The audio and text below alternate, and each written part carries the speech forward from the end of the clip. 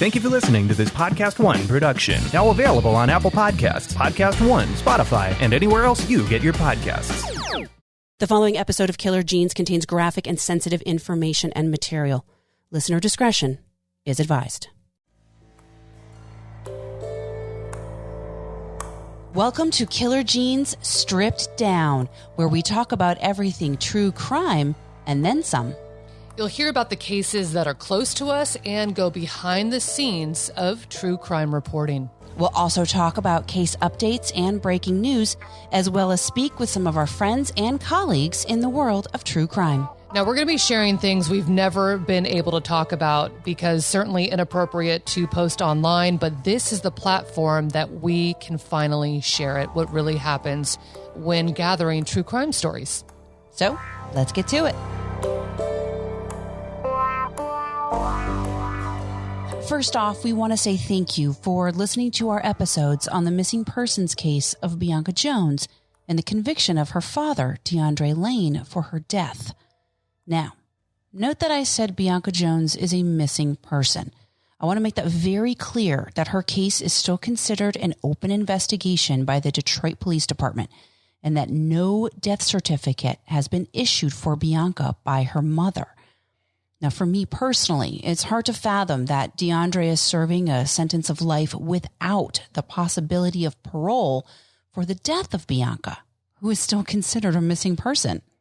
Yeah, that word without is questionable for many reasons.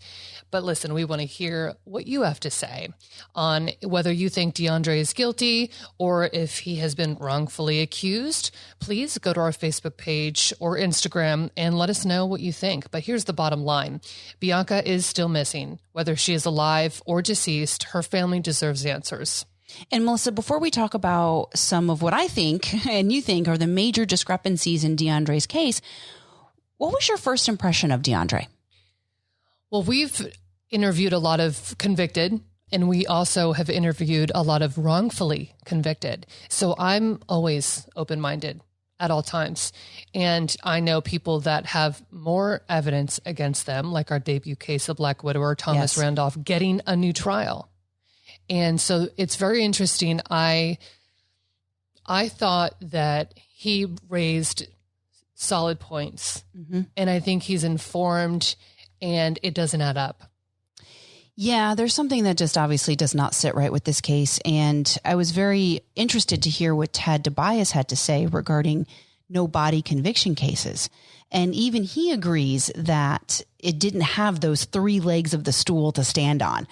I love that analogy, the stool. Yeah, that was one of the best, I think, most insightful interviews I've ever done with an expert. Were you surprised that, because I know I was, that Mark McClish, the statement analysis expert, came back and said that DeAndre was showing deception during his interrogation? Yes and no. I knew he would.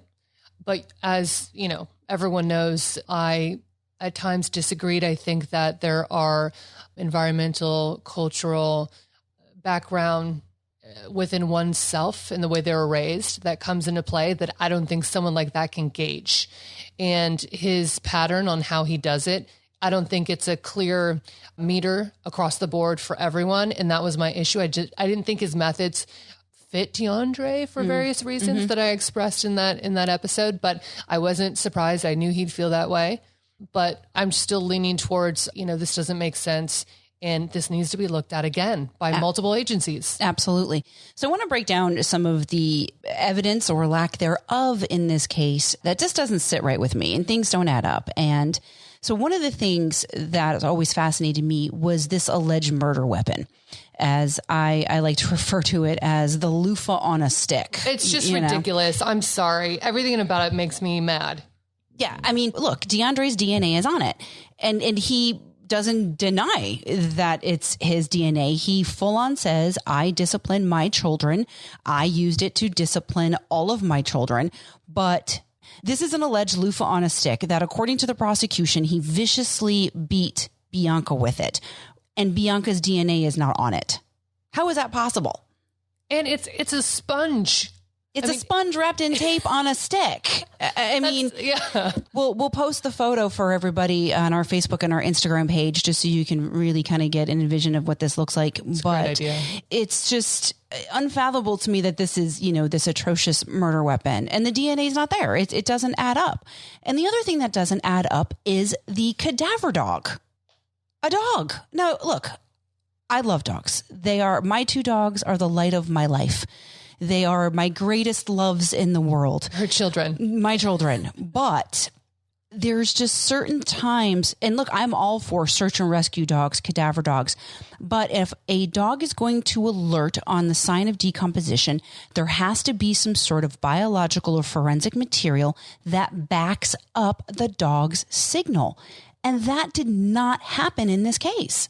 My thought is that they shipped it in from the UK because this particular dog and its trainer, maybe, I'm guessing, this is my theory, they have, I'm thinking, a conviction rate leaning towards law enforcement, an outcome leaning towards law enforcement. Why else would you ship the dog from the UK when I have personally done stories on these cadaver dogs in every state? I mean, there's hundreds and hundreds of these dogs available in the United States. Well, and remember that Detroit PD's search and rescue dog, one of their search dogs that was deployed to the car when the car was found that morning to go and track Bianca's scent, that dog picked up on Bianca's scent and tracked it to an abandoned building. So I do have faith in dogs, but unfortunately Bianca wasn't found. But the fact that he did follow her scent away from the vehicle.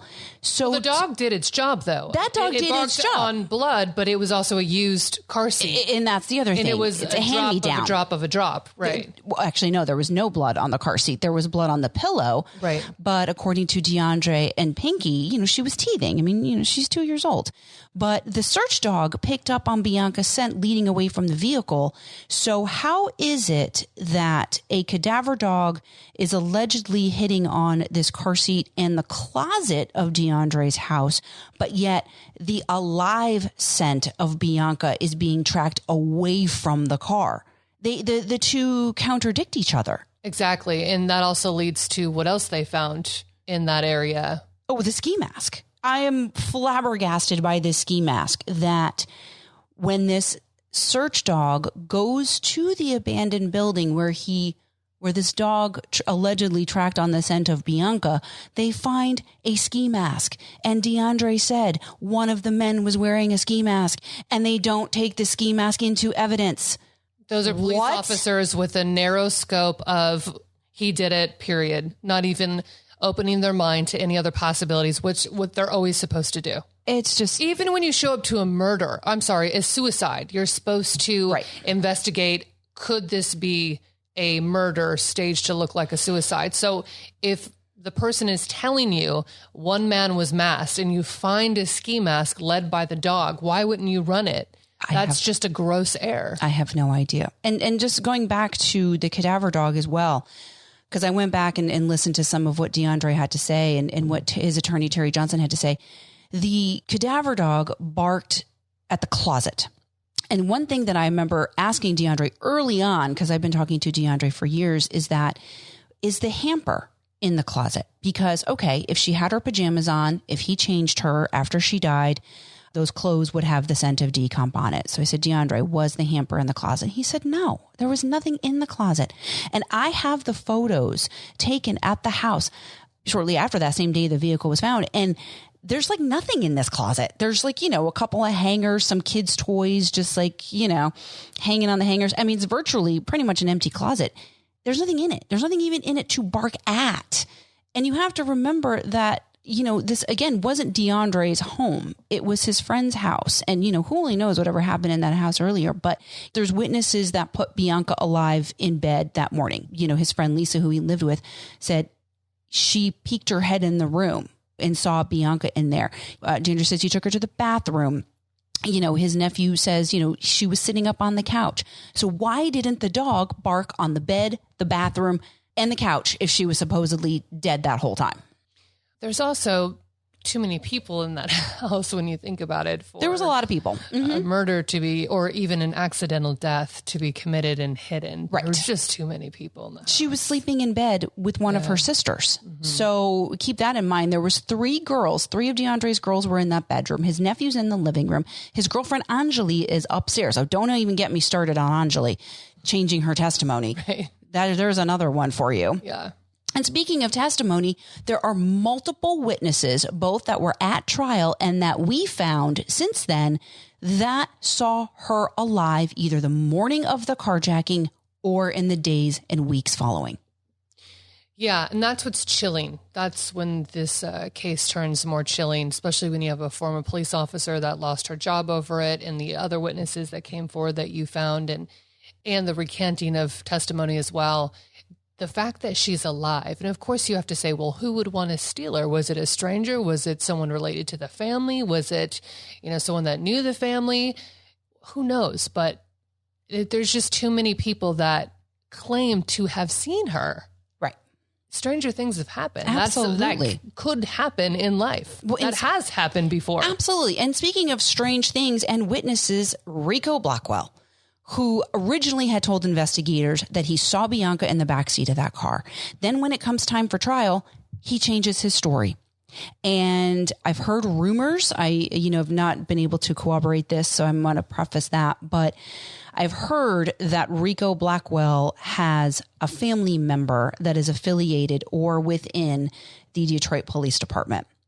And also that Rico has a significant criminal background. So I don't want to speculate here. Did he cut a deal to change his testimony? Mm-hmm.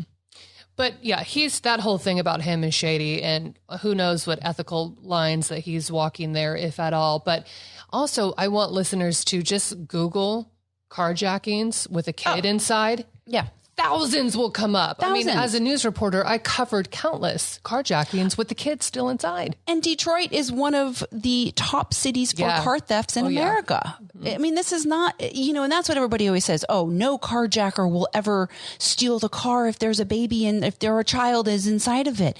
It's not true. It's happened hundreds and hundreds of times. I personally have covered those stories. Yeah.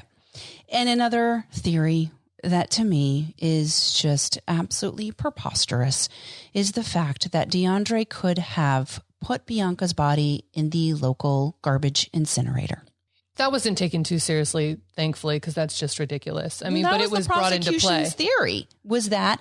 Oh, that was the main. That was their main. After he beat Bianca to death with a sponge. Yes. Okay. And then dumped her body. I forgot that. Yeah. In the secure county facility that you need badges and, permission to go into. It's not like it's not like you go to your local dump and go burn your trash. Right. You need to have permission. You need clearance. You need badges. He's not just strolling in there in Lisa's car and going to dump Bianca's body. And, the whole cell phone tower thing that puts him on that side. And again, this was disputed at the trial where, and this is just so everybody knows this too, is that where we're sitting right here, there might be a cell phone tower that is within a mile of us, but it might be really busy. So our cell phone is going to go ping at the other tower, which might be 2 miles away from us, which is why sometimes you can see your signal goes up and down just a little bit. So it's pinging off all different ones. You're in downtown Detroit. Well, the pings are never, they can be precise to a degree, but they are, there's a wide range. Absolutely. It's an area. It's Absolutely. A region. And you're in Detroit. So if you're cruising through downtown Detroit, it's harder for city areas. You're going to be pinging off of multiple different cell phone towers as you go along. Now, for me personally, I'm not sure if DeAndre killed his daughter or not. Now, I don't think he did. In my heart of hearts and my being and everything I've read, I do not believe he did it.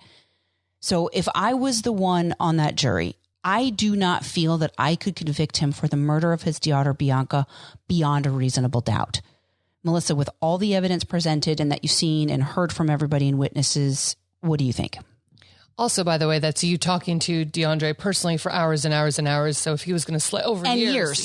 So if he was going to slip up, you'd get that indication and that gut feeling. And he's never contradicted himself on anything. Yeah, there's never been a time. I mean, I've been talking to him since 2017, and there's never been a time where I was like, wait a second, DeAndre, you just said this, but 4 years ago you said this. That's never happened. He's always stuck by his story. So do I think he murdered his daughter? No. So then you fall to, okay, well, it was an accidental death, right? Which that happens all the time. Also the timeline, there's no way he set out to murder his kid. Did something happen and it was an accidental death that he covered up? There's that possibility, but I'd have to go with no. And regardless of if there's people that think he did do it, I think regardless, he deserves a new trial. Absolutely. Because you have to think about the possibility of an innocent man, a father to other children, locked up for life without the possibility of parole if he didn't do it. And especially when it comes down to a sponge and a bark. Right. And that's absurd to me. And it's a joke. I agree. It's a joke of everything about this to me, and the way it was handled is an absolute joke. And I don't know how those involved can just feel good about this conviction. And there's a little bit of an update here. So speaking of possible new trial, well, it's kind of case adjacent. Let's just say this. So if you all remember when the former police officer, Nikki Gibbs, said that she notified a colleague that she saw Bianca, a detective, actually the homicide detective on the case. And this detective said, oh, never mind, because I've already issued the warrant for DeAndre's arrest for the murder the day before. Well, that detective was Karen Miller. And about 2 years ago, Karen Miller got herself into a little bit of trouble. In May of 2019, Miss Miller, along with 3 other defendants, had pled guilty to conspiring to defraud the United States for theft.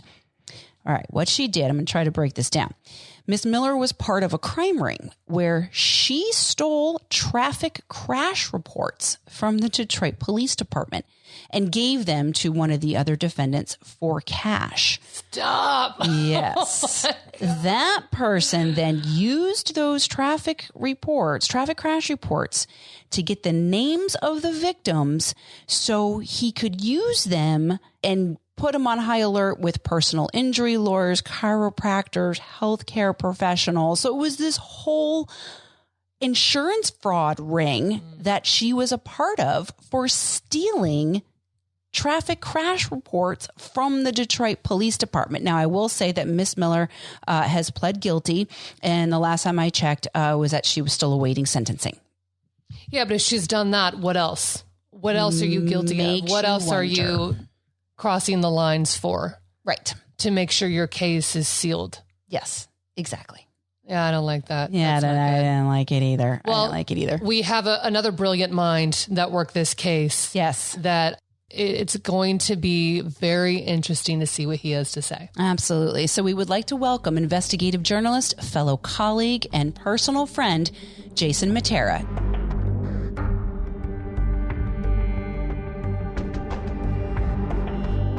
Jason, welcome to the show. Hey, Kelly. Hey, Melissa. Thanks for having me on. Thank you. So Jason and I, you and I first reported on the story of Bianca Jones and DeAndre Lane back in 2017. And I, just want to, for our listeners, get your take on the case. It was puzzling when you first brought the case to me, Kelly. There were so many different layers. And it was sort of a typical Kelly case, right? It's never, there's almost like a graph you need to see all the different parts that were going on. And this one had a lot, and it was unusual because the police, this was open and shut, right? The guy had been convicted of this awful crime, right? Killing his what was Bianca, 2 years old or 3 years old at the time? 2. Or 2 years old, right? I mean, now, that right there is unsettling. Like, you have to be a seriously psychotic individual to kill your own offspring. I mean, seriously, especially at 2 years old. I mean, this is, even if it was unintentional, right? Which I think they were saying it was like an unintentional spanking or beating or something, and that led to her death or whatever it was. But It just seemed weird but then you talk to the family members who were like saying not only DeAndre had nothing to do with it, we're getting reports that people had seen her alive. Even, and correct me if I'm wrong, Kelly, there was a former police officer? Yes, correct. Detroit police officer who had seen, who swore that she saw Bianca Jones. Not only Miss Nikki Gibbs, who was a patrol officer for Detroit PD at the time, but then you also had a court-appointed private investigator that also saw her. That's right. That also saw her. So, and we knew this ahead of time. So I'm like, this is strange, right? This is really weird because both facts can't be true, right? She's either dead or she's not. And if she's not dead, the body was never recovered. If she's not dead, then she's out there somewhere. And as you noted, there's a court-appointed investigator as well as a Detroit police officer who had no skin in the game here, just reported what she saw. And Nikki Gibbs, wasn't she then hounded after by her bosses too? I mean, there were recriminations. Yep. Yeah, for going against what the official doctrine of the Detroit Police Department was at the time. So it was just weird because it was not complete tunnel vision. It was like, can we find out what really happened to Bianca Jones, but this is what we think happened, and anyone who goes against that dogma, we are going to attack. And it'd be one thing if there was a body, right? Then case closed. You have a body. But there's no body here. So you have no body here, and conflicting statements about what happened to Bianca Jones. And I just thought it was fascinating. And then interviewing. Then you get to the family and you start interviewing people. I think we interviewed DeAndre's, was his nephew? Yes, DeAndre's nephew, Travion. Travion, yeah. Who said that Bianca was alive when he was in the car and he was being brought to school, that she was alive. And at this point, she's supposed to be dead and like stuff, just that DeAndre had just put her in the car at this point, but she was dead. And the nephew says, no, she was very much alive. She was very much alive that morning. And then Nikki Gibbs seeing her, and the person she saw her with had her dressed up like a boy, but she had these really distinct eyebrows. I mean, and then the mom, what was the mom's name? Really intelligent young woman. Pinky Jones. Pinky, that's right. So then I remember we interviewed her eventually too, and there were accusations that she was involved. And quite frankly, after interviewing her, I didn't know what involvement she had, but she was pretty convincing that she didn't have any involvement and she was genuinely concerned. And it's just overall heartbreaking and strange. Heartbreaking because Bianca still hasn't been recovered, and she could be alive somewhere, or she could possibly be dead. And then if DeAndre didn't do anything, the guy is serving a life sentence in prison? Life sentence without the possibility of parole. Without the possibility of parole. And listen, we've done so many prison interviews. I can't, every time I do a prison interview, the person swears up and down, I'm innocent.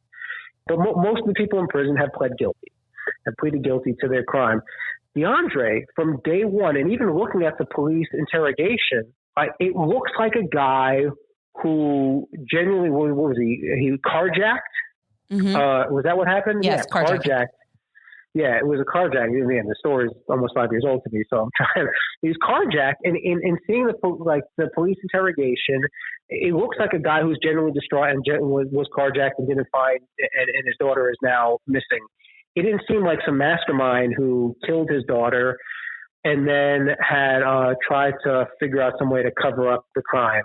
So even we interviewed DeAndre Lane too, and at this point, there's nothing. Is he still maintaining his innocence? Oh, 100%. 100%. Okay. Yeah. I mean, and he was emphatic about it too. There's something you can, when you do enough of these prison interviews I've interviewed criminals who said they had nothing to do with what they've been accused of, and then 6 months later they're arrested. And I knew the guy's definitely you just kind of develop this spidey sense about if the person is innocent or not, and some discernment. And I remember at the time, just after I heard DeAndre, I thought that he presented a believable case. And not only that, it's not just criminal, right? Someone who's been convicted and wants to get out of prison, but you have actual witnesses who have no relation to him saying that they saw her. So something is up. Something is up there.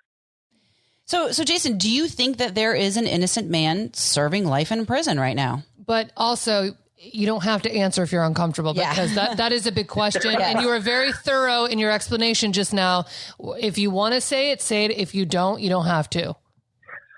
I would say DeAndre Lane in the very least, deserves a new trial, because what was not adjudicated thoroughly. Yes. Do I think he's innocent? Well, I think the evidence leads me to say that he could very well be. And our justice system is set up so that, you have to be beyond reasonable doubt. So I would say it doesn't satisfy me personally. It doesn't satisfy beyond reasonable doubt. So in that case, he shouldn't be in prison. But it didn't seem that Nikki Gibbs, the officer, it didn't seem like the investigator were given enough or both respect and credential to what they had to say. And it struck me as weird as how quickly they've been dismissed and even smeared, especially Nikki Gibbs, because here is a woman who knew Bianca's face because she was missing at the time, and she's a patrol officer, goes to respond to a 911 call and sees someone, who looks exactly like Bianca Jones, is dressed up as a boy. I mean, there's too many circumstances that would have me comfortable DeAndre Lane in prison at this point. Plus, what was that? Remind me, Kelly, there was a strange relative. Who was the person? Yeah, the house that had the disturbance call. Yeah, there was some rumors that person might have been related to somebody involved close to the case, but it's never been corroborated or confirmed. So, it's something that I'm still working on and I'm kind of looking into that. But the other thing that bothers me, and I said this earlier, was that, if I was sitting on that jury, I do not think that I could convict him beyond a reasonable doubt with the evidence or lack thereof that was presented. I mean, for all intents and purposes, he was convicted by a dog barking. And a cadaver dog or a search and rescue dog are just supposed to be tools that investigators use to gather evidence. Well, this dog barked, but there was no evidence that a body was ever in the location where that dog barked. So how is that star witness number one? And how is that one of the things that sealed DeAndre's fate? I don't have an answer for that, but I do think, me personally, that a severe injustice was done in this case, and that DeAndre does need a new trial. Yeah, we both agree. Yeah. He deserves a new trial. I mean, it's hands down. And hopefully... I forgot about the cadaver dog portion of it. That's right. Oh, yeah, from the UK. You can't interrogate or cross-examine a cadaver dog. I mean, it's preposterous for that. The dog to be the main the smoking gun, seriously, with no body found. Yeah, I mean, he deserves a new trial, 100%. And we hope Innocence Project's out there, but there's many that have it. We know that they have it, at least two, and we hope they take it seriously and take a close look. I agree. We'll keep you posted, Jason, as we learn more. Yes, please do. Thank you.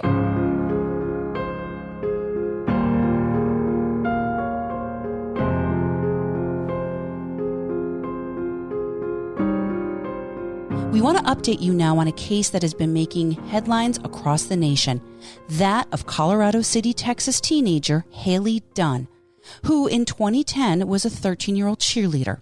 Her dad says she was a tomboy, but loves glittery stuff as well. A few days after Christmas in 2010, on December 22nd, Hailey's mother, Billy Dunn, checked in on her sleeping daughter before she left for work that morning. She was going off to work a 12-hour shift. When Billy Dunn came home, Hailey wasn't there. Billy's boyfriend, Sean Adkins, says that Hailey went to a friend's house to stay the night. The friend, though, said she never came over.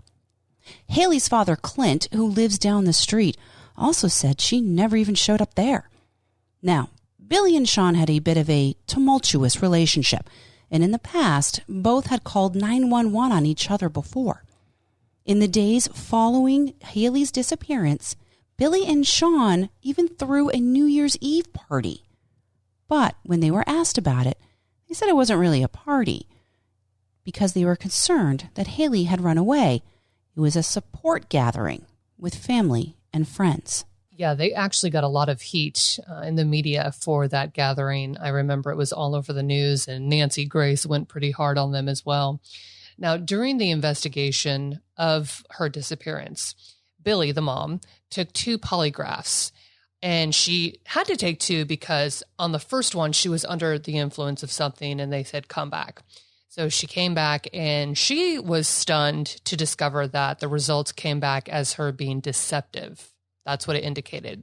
Now, police, they searched Billy's home with her live-in boyfriend, Sean, and they actually found a lot of material and printouts on serial killers in the house. And so Billy was just saying, it's a hobby of her and Sean's, and they happen to be big fanatics of true crime like millions of others. What's the big deal?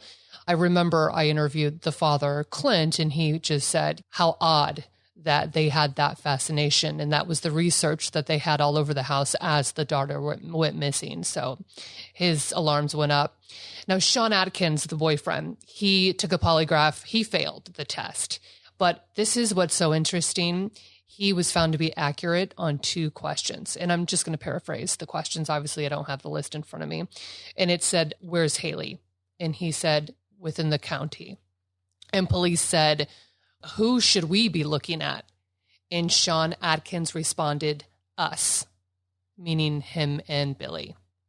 Now, the dad, Clint, always felt, when he told me this years ago, he said, Billy knows something. He just didn't know to what extent she played a role. Billy was arrested at one point for lying to police, and it was an incident where they came knocking on the door wanting to talk to Sean, and she said, oh, he's not here. I don't know where he is. But they happened to have an arrest warrant on them that she wasn't aware of, so they revealed it. They were able to search the house, and Sean was there. So they took her down and charged her for obstructing the process in the investigation. Now, police talked to Sean's boss on that day that Hailey went missing in 2010, and he showed up to work about 6 a.m., bought a Dr. Pepper, left his job, and he apparently quit that day, but never told Billy. Now, I did interview Billy about 2017, and at that point, mind you, 7 years had passed. Hailey still, there was no answers on who's responsible. She said at that point she hated Sean and she no longer believed him. And she felt that maybe he did play a role in her disappearance. So also what I found super interesting, and it's interesting because he was never arrested. On the very same day that Hailey went missing in 2010, Billy's brother happened to drop by the house randomly, and he saw Sean at the house. So that puts him in the same place where Hailey was on the day she disappeared. And he said he basically looked like a deer in headlights, and Sean never, ever gave an alibi. So, Melissa, it sounds like police have always suspected that Hailey's mother, Billy, and her boyfriend, Sean, had something to do with Hailey's disappearance. Well, yeah, they just didn't have enough. But I mean, it kind of looks like there's enough probable cause and circumstantial evidence, right? But most district attorneys will not move forward on circumstantial evidence alone. They just need more. Correct. And the saddest part of this whole case is that in March of 2013, so a little over 2 years later after her disappearance, Hailey's body was found. However, investigators have never released the cause of death. I'm sure that was something that will come out here soon. And her body was found 25 minutes from her home near a lake.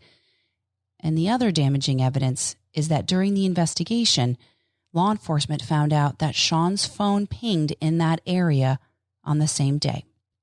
And now, breaking news, Sean Atkins has finally been arrested and charged with the murder of Hailey Dunn. He's being held on a $2 million bond. So this is, mind you, 11 years later. Just hours after the news broke about the arrest, I spoke to the private investigator, Erica Morse, who was hired by Hailey's father, Clint Dunn, and she tells us how the arrest came to be.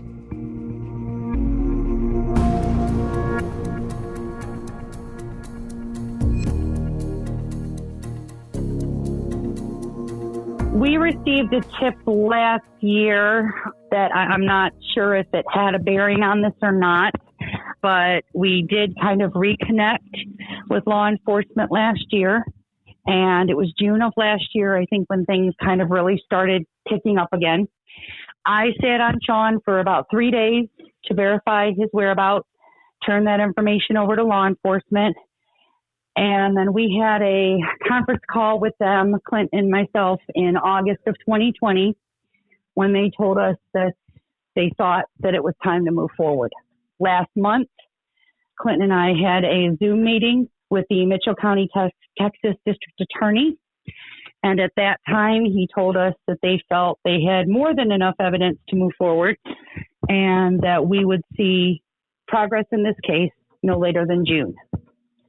This afternoon, I received a phone call from a city official in Big Spring, Texas, which is where Sean is currently booked inside the Howard County, Texas jail, notifying me that dispatch had just alerted the mayor's office that he'd been taken into custody.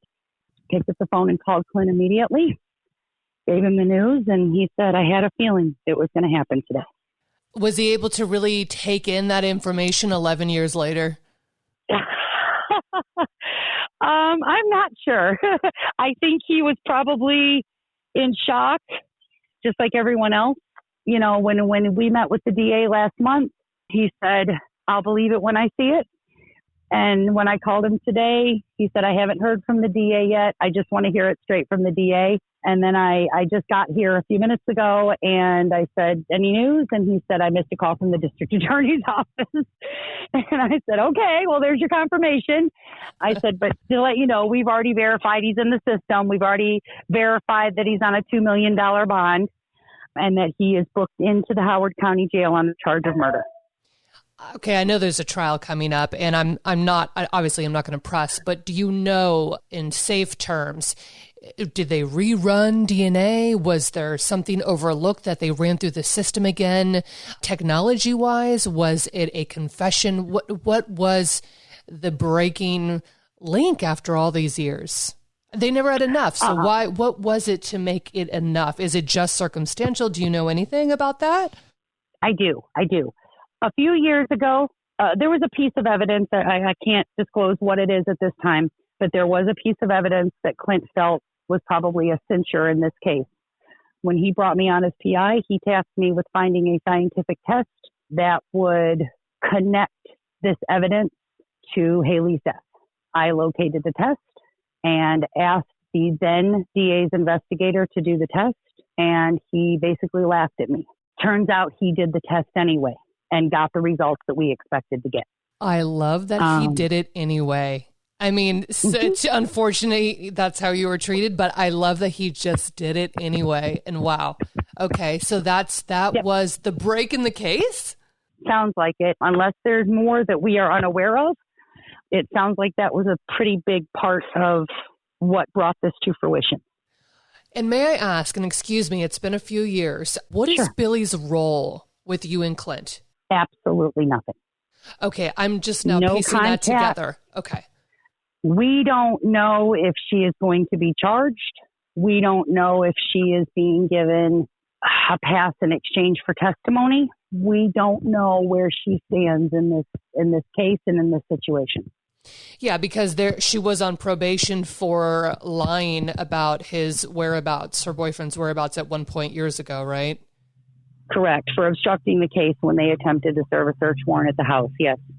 Okay. I mean, I interviewed her. It was a very emotional, interesting interview for Crime Watch Daily that she, wholeheartedly publicly said he did it. And so I thought she was also on a mission to bring Sean down as well, but she may possibly be involved or just naive, or what's your hunch from investigating this and keeping such a close eye on it?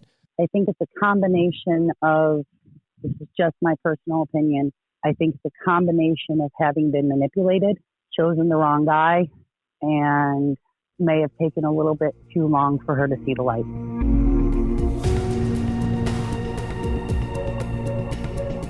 Melissa, thanks so much for catching up with Private Investigator Morse. Guess we'll just have to wait and see what happens at the trial with Sean. And it'll be interesting to see what happens with Hailey's mother, Billy. I have to say, I spent a lot of time with Billy when I interviewed her that day, several hours. and she seemed very genuine to me. And I think I do agree with the private investigator, Erica. I think that she would never harm her daughter. She had nothing to do with it. I just think she was manipulated and just fell victim to this guy, this dude that she loved and believed. You know, he was a good liar. That's what I think. So yeah, he's locked up, $2 million.